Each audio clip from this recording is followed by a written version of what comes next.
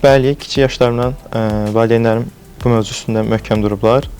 Daha sonra liseyə hazırlıq, 9-cu sinif, 8-ci sinif, 11-ci sinif, belə deyək ki, həmişə müəyyən imtahanlar olub və çalışqan olmuşam. Məncə burada xüsusi bir üsul yoxdur. Əgər siz lazımi biliklərə sahibsinizsə, sadəcə 3 saat boyunca biraz professionallıq tələb eləyir. Məncə burada sona kimi imtahanda qalmaq çox önəmlidir. Mən öz təcrübəmdən bunu bölüşə bilərəm ki, son 1 dəqiqə ərzində 2 sual cavablandırmışam. Belə bir söz var ki, insan idealları üçün zövqlərindən vaz keçə bilməlidir. Biraz fədakarlıq tələb eləyir yüksək nəticə toplamaq.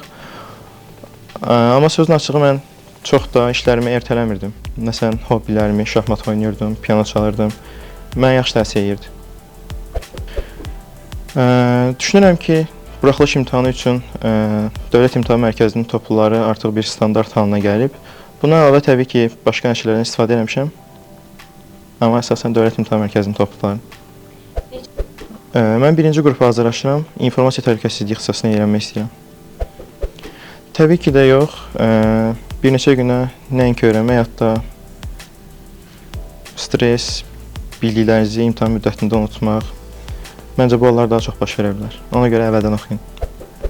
Mənim əsas motivasiyam ətrafımdakı insanların mənə olan güvəni, inancı idi. Bunları doğrultmaq 300 baldan daha böyük motivasiya idi.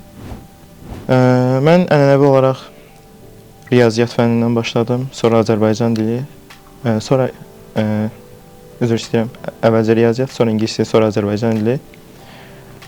Bu sistemə öyrəşmişdim deyə artıq nə edəcəyimi çox yaxşı bilirdim. Məncə ən başlıca məsləhət olar ki,